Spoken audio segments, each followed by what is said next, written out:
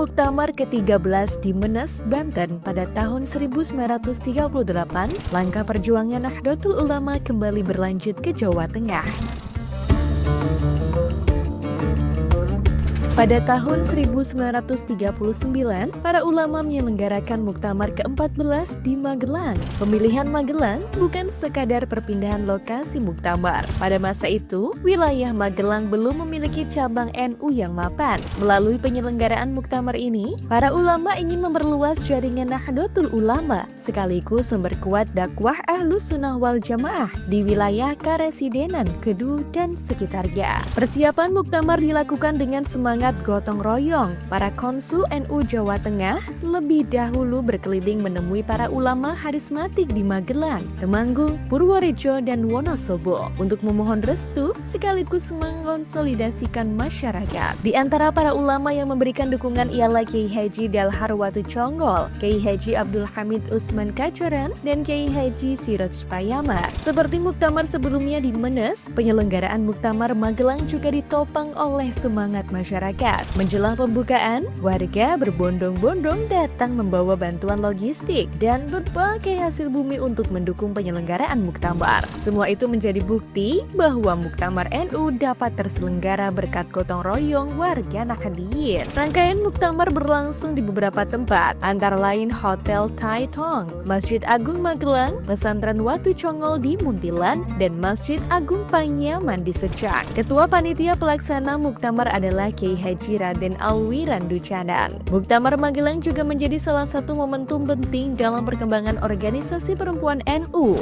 Menjelang pembukaan Muktamar diselenggarakan rapat umum kaum perempuan yang dihadiri sekitar 4.000 peserta dari berbagai daerah di Pulau Jawa. Pertemuan ini semakin menguatkan proses lahirnya organisasi perempuan NU yang beberapa tahun kemudian resmi berdiri sebagai Muslimat Nahdlatul Ulama. Di kalangan pemuda, perkembangan juga terus berlangsung. Dalam Muktamar Magelang muncul usulan pembentukan Barisan Ansor Nahdlatul Ulama atau BANW sebagai wadah bagi anak-anak muda NU dengan bentuk organisasi yang disebut lebih tinggi daripada kepanduan. Hal ini menunjukkan bahwa NU mulai memberi perhatian yang semakin besar terhadap pembinaan generasi muda. Perhatian NU terhadap persoalan internasional juga tampak dalam Muktamar ini. Para ulama kembali menunjukkan kepedulian terhadap penderitaan rakyat Palestina. Muktamar mendorong cabang-cabang NU untuk menghimpun bantuan bagi anak-anak yatim dan para janda di Palestina sebagai wujud solidaritas sesama umat Islam. Melalui sidang Bahsu Masail, Muktamar ke-14 membahas berbagai persoalan yang berkembang di tengah masyarakat. Agar tidak terlalu panjang, beberapa tema penting saja dapat menggambarkan keluasan perhatian para ulama saat itu.